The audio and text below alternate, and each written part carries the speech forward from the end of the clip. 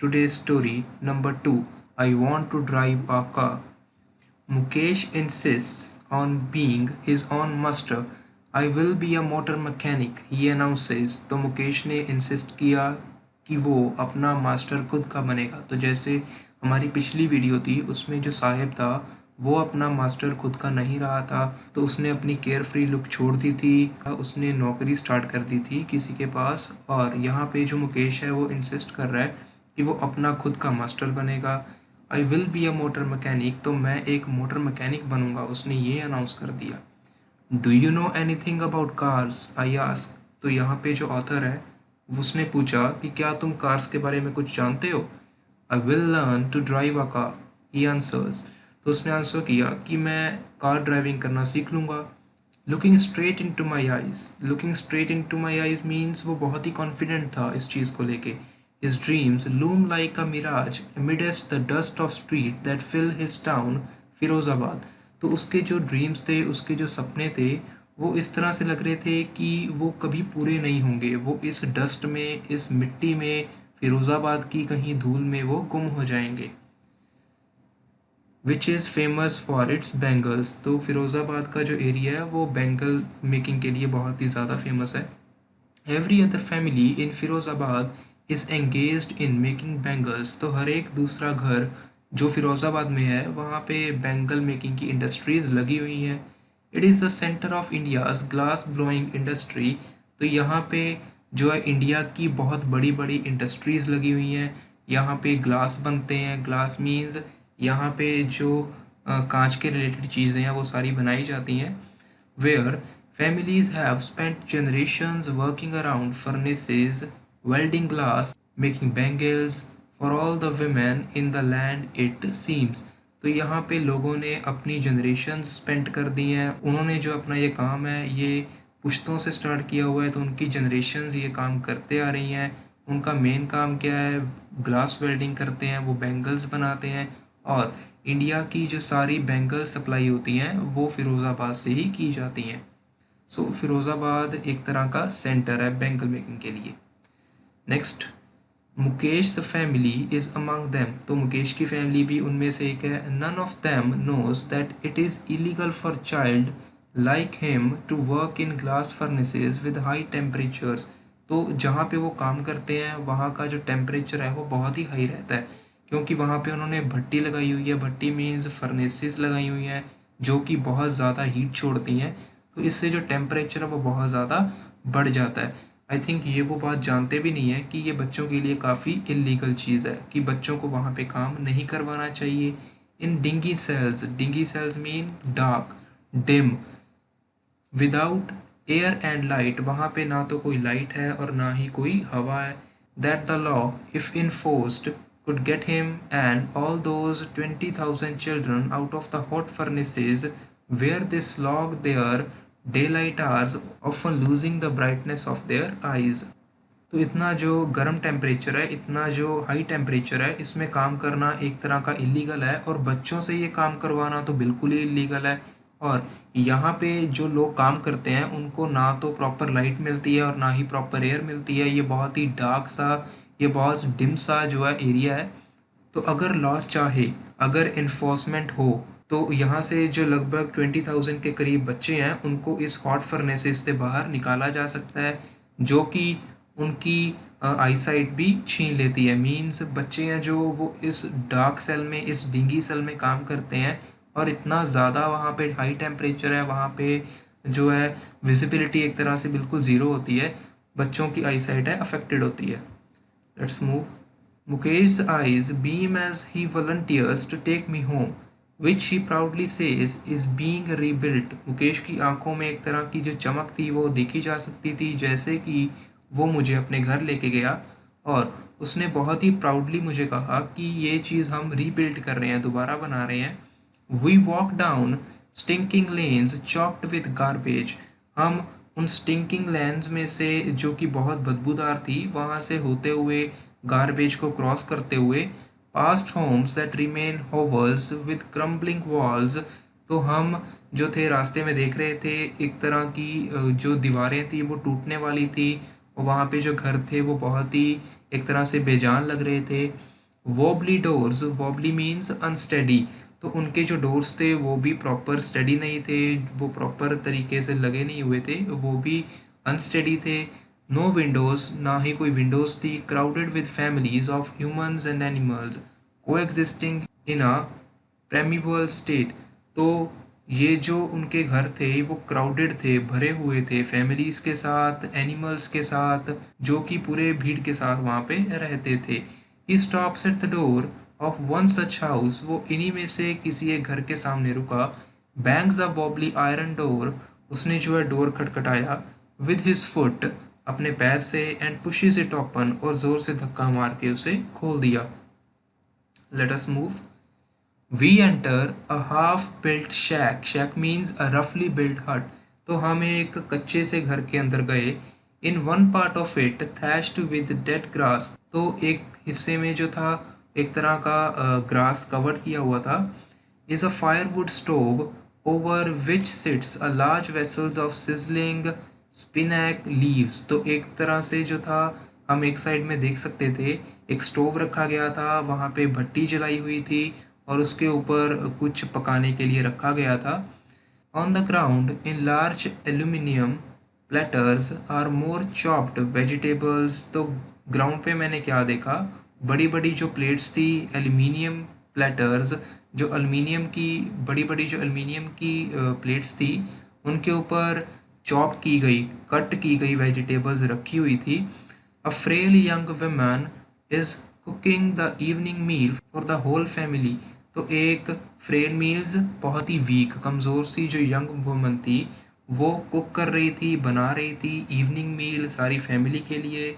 दो eyes filled with smoke she smiles, उसकी जो आंखें थी वो ऐसे लग रहा था जैसे वो धुएं से भरी पड़ी हो, फिर भी उसने स्माइल किया मेरी तरफ देख के। She is the wife of Mukesh Elder brother, वो मुकेश के बड़े भाई की जो थी वाइफ थी। Not much older in years, तो इतनी ज़्यादा बड़ी लगती भी नहीं थी वो। She has begun to command respect as the बहू, तो उसको बहू का दर्जा दे दिया गया था। The daughter in law of the house, घर की वो डॉटर इन लॉ थी। Already in charge of 3 men, her husband Mukesh and their father, तो मान सकते हैं कि उसके हाथ में जो थी इंचार्जशिप आ चुकी थी, वो इंचार्ज बन चुकी थी अपने हस्बैंड की, मुकेश की और इनके फादर की। Late us move. When the older man enters, she gently withdraws behind the broken wall, तो जैसे ही घर का बड़ा बुजुर्ग एंटर हुआ घर के अंदर, तो उसने बहुत ही जेंटली तरीके से अपने आप को उस टूटी हुई दीवार के पीछे खड़ा कर लिया। And brings her wheel, wheel means घूंघट, जिसको हम घूंघट बोल देते हैं, उसने अपना जो घूंघट है वो ओढ़ लिया। Closer to her face as custom demands, तो जैसे ही कस्टम रीति रिवाज बने हुए हैं तो उसको फॉलो करते हुए इसने अपना जो घूंघट है वो ले लिया।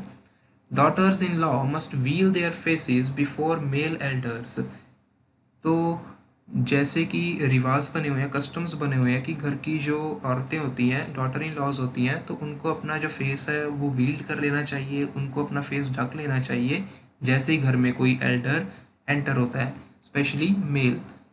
In this case, the elder is an improvised bangle maker, तो इनके केस में जो एल्डर था वो एक बैंगल मेकर था। Despite long years of hard labour, इतने सालों की हार्ड लेबर के बावजूद। फर्स्ट एज अ टेलर, तो पहले इसके फादर ने टेलरिंग का काम स्टार्ट किया था। देन अ बैंगल मेकर, उसके बाद वो बैंगल मेकर बन गए थे। He has failed to renovate a house, but सारी उम्र उन्होंने अपना जो घर था उसको रेनोवेट नहीं कर सके थे, वो रिपेयर नहीं कर सके थे वो। Send his 2 sons to school, अपने दोनों बेटों को, मुकेश और उसके एल्डर ब्रदर को, उन्होंने स्कूल भेजा। All he has managed to do is teach them what he knows the art of making bangles, तो जो उनको आर्ट आता था उन्होंने अपने बच्चों को सिखा दिया। Let us move to another para. It is his karma his destiny says Mukesh grandmother, तो मुकेश की ग्रैंड मदर इसको क्या बोलती हैं, ये कर्म है, ये उनकी डेस्टिनी है, उनकी किस्मत है।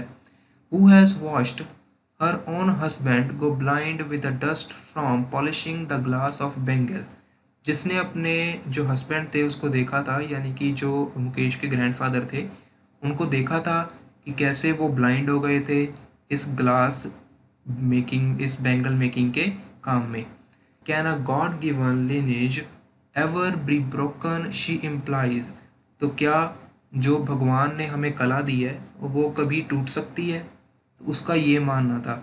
तो उनका जो प्रोफेशन था बैंगल मेकिंग का था, तो वो इसी चीज़ को कंसीडर कर रही है कि क्या जो कला भगवान ने हमें दी है वो कभी टूट सकती है।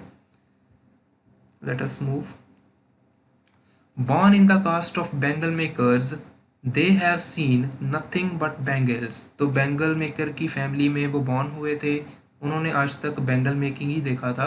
In the house, in the yard, in every other house. तो उनके घर में, यार्ड में, आसपास घरों में, हर जगह बैंगल्स बनाई जाती थी। एवरी अदर यार्ड, तो दूसरे यार्ड में भी, दूसरे के वरांडाज में भी। Every street in Firozabad, so Firozabad is filled with bangle makers. Spirals of bangles, तो यहाँ पे बैंगल्स की अलग अलग जो किस्में हैं, बैंगल्स की अलग अलग जो बनतर है वो यहाँ पे बताई गई है कि स्पाइरल वाली bangles, Sunny gold, paddy green, royal blue, pink, purple, every colour born out of 7 colours of rainbow. Rainbow के सातों जो कलर है उस तरह से वो बैंगल बनाए करते थे, उन कलर्स की बैंगल बनाए करते थे। Lie in mounts in unkempt yard, mount mean heap, ढेर। तो एक तरह से वो ढेर लगा देते थे यार्ड में, उस वरांडा में। Are piled on 4 wheeled handcarts pushed by young man along the narrow lanes of shanty town। तो यहाँ पे piled means kept one on top of the other, तो एक के ऊपर एक, एक के ऊपर एक, वो इस तरह से जो था ढेर लगा दिया करते थे। Shanty town means a town that is full of small रफली बिल्ट हट। तो जो यंग मैन थे वो इनको खींच के नैरो लेन से होते हुए उन रफली बिल्ट हट में रख दिया करते थे। Late us move. And in dark hutment next to lines of flames of flickering oil lamps sit boys and girls with their fathers and mother। वहाँ पे एक तरह का जो ऑयल लैम्प था वो फ्लिकर करता था, जला करता था। तो वहाँ पे बॉयज़ और गर्ल्स अपने फादर मदर के साथ बैठ जाते। अब जो उनके घर ये चीज़ें आई हैं, जो रॉ मटेरियल आया, अब इनको वो फिनिश प्रोडक्ट में कन्वर्ट करेंगे। जो उनको यहाँ पे हमने ऊपर जो था पैरा उसमें पढ़ा था कि अलग अलग कलर की जो वहाँ पे इन्होंने बैंगल्स है, तो उनका जो मटेरियल है वो कलेक्ट कर लिया। अब इन लोगों के पास पहुँच गया फिनिश प्रोडक्ट बनने के लिए, उनको जो है बैंगल को सर्कल शेप में देने के लिए। ये लोग वेल्ड करते थे उन पीसीज को सर्कल में। जो बैंगल्स होती हैं वो सर्कल्ड होती हैं, तो इनको वो सर्कल करने के लिए बैंगल्स को यहाँ पे वेल्डिंग करते थे। Their eyes are more adjusted to the dark than to the light outside. तो इनकी जो आंखें थी वो इतना ध्यान मांगती थी, इस डार्कनेस में वो पूरी अटेंशन मांगती थी। That is why they often end up losing their eyesight before they become adult. तो इसी वजह से वो अडल्ट होने से पहले ही अपनी जो आई साइट है वो खो देते हैं, क्योंकि ये बहुत ही बारीकी वाला काम होता है जो वो लोग करते थे।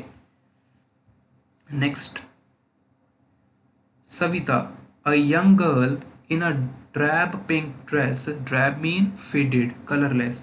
तो सविता एक यंग गर्ल जिसने बहुत ही फेडेड पिंक ड्रेस पहनी हुई थी, sits alongside an elderly woman।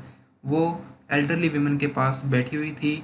Soldiering pieces of glass, soldering means join, तो वो ज्वाइन कर रही थी उन पीसीज को, ग्लास के पीसीज को। As her hands move mechanically like the tongs of machine. Tongs mean an instrument with two movable arms joined at one end। तो बहुत ही ध्यान से वो, जैसे ऐसे लगता था बहुत ही एक्सपर्ट है उस काम में, तो बहुत ही ध्यान से वो काम करे जा रही थी। I wonder if she knows the sanctity of the bangles she helps make. Sanctity means a state of being sacred और होलीनेस, पवित्रता। तो मुझे लगता था शायद वो इसकी पवित्रता को जानती है। It symbolises an Indian women सुहाग। तो ये इंडियन वुमेन के सुहाग की निशानी है, जैसे यहाँ पे माना जाता है। ऑस्पेशियसनेस इन मैरिज, ऑस्पेशियसनेस मीन्स बहुत ही पवित्रता। तो मैरिज का सबसे जो पवित्र चीज़ है वो इन बैंगल्स को माना जाता है, और ये सुहाग की निशानी भी मानी जाती है। Let us move. It will dawn on her suddenly one day when her head is draped with red veil, draped means covered, dawn on her means she will realize। तो एक दिन वो रियलाइज कर लेंगी जब उनका जो हेड है, उनका जो सिर है, उसके ऊपर एक तरह का घूंघट आ गया और उनके जो हैंड्स हैं उनके ऊपर मेहंदी रचा दी गई। And red bangles rolled on to her wrist, तो रेड बैंगल्स उनकी रिस्ट में डाल दी गई, उनकी कलाई में डाल दी गई। She will then become a bride, तो वो दुल्हन बनने के लिए तैयार हो जाएंगी। Like the old women beside her who became one many years ago, तो उसी तरह से जैसे साथ में बैठी हुई जो ओल्ड विमेन है वो बनी थी काफ़ी साल पहले। She still has bangles on her wrist, उसकी कलाई में, उसकी रिस्ट में अभी भी बैंगल्स हैं। But no light in her eyes, but उसकी आंखों में कोई भी चमक नहीं है। Let us move. एक वक्त से पेट भर खाना भी नहीं खाया, she says in a voice drained of joy, तो उसने लड़खड़ाती हुई आवाज़ में कहा कि एक वक्त से पेट भर के उन्होंने खाना भी नहीं खाया। She has not enjoyed even one full meal in her entire lifetime, पूरी ज़िंदगी में उन्होंने कभी भी एक मील को अच्छे से इंजॉय करके नहीं खाया है। एक टाइम की जो रोटी है, एक टाइम का जो खाना है, उसको प्रॉपर से इंजॉय करके नहीं खाया है।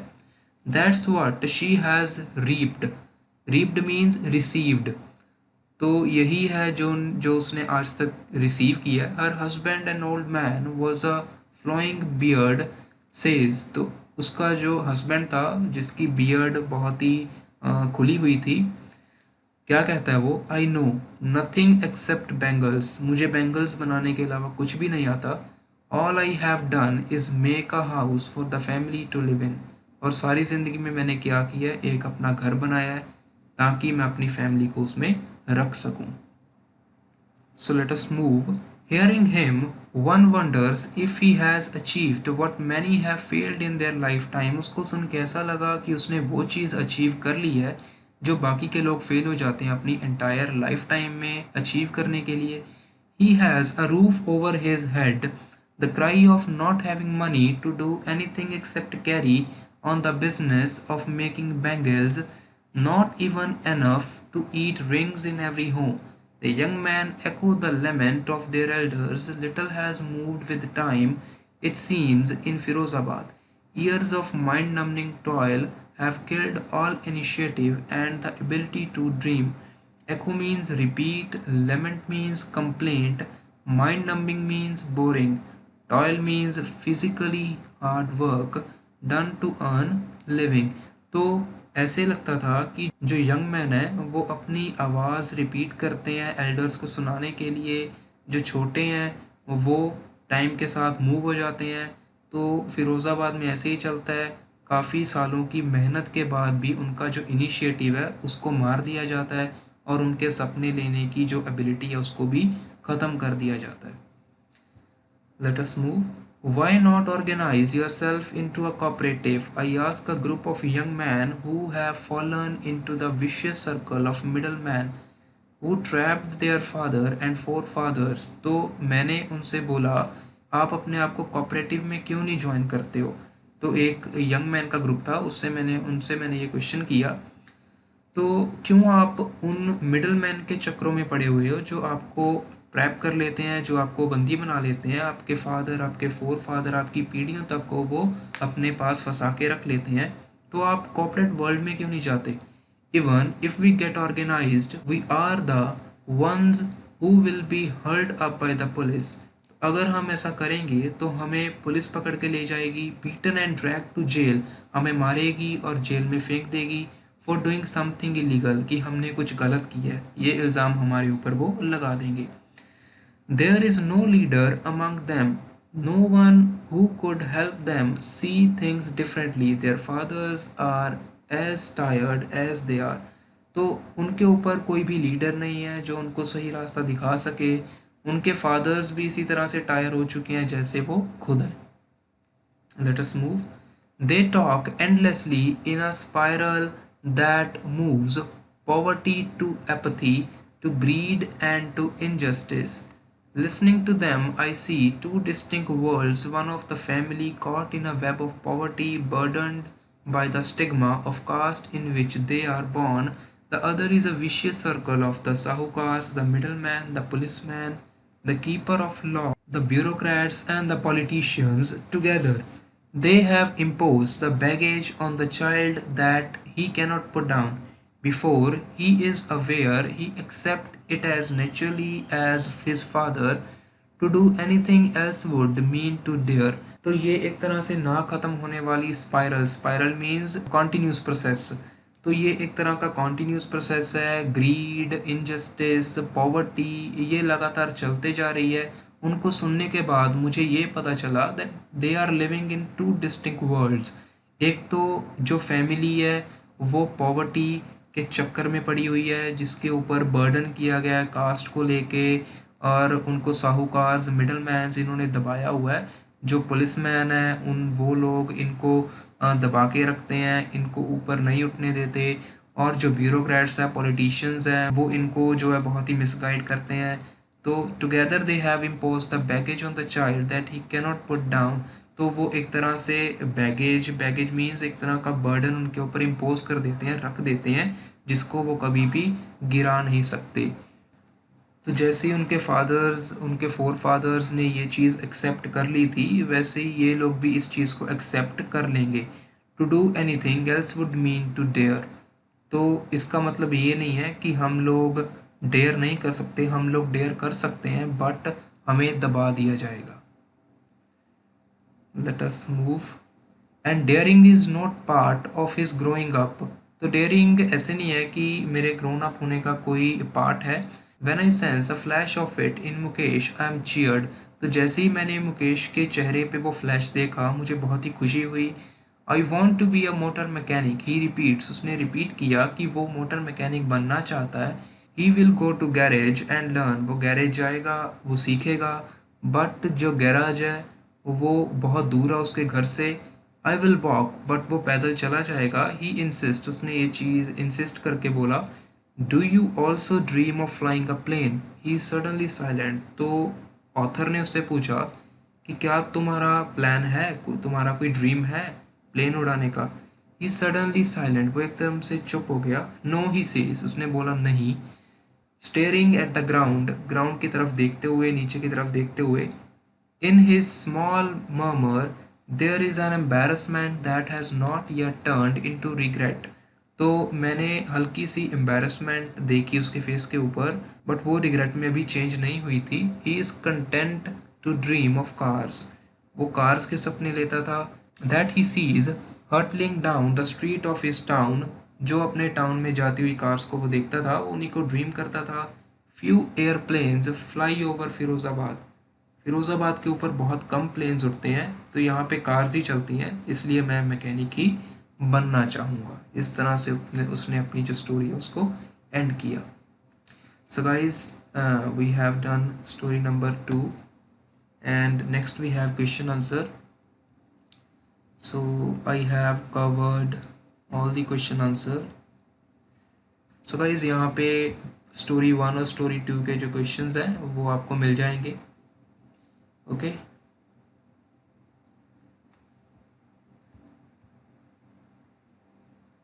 तो आप जो है वीडियो को स्टॉप करके क्वेश्चंस लिख भी सकते हो यहाँ पे। Alright, with this we come to an end of this video.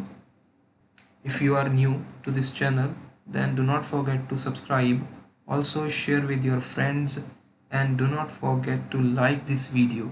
Goodbye, take care, see you.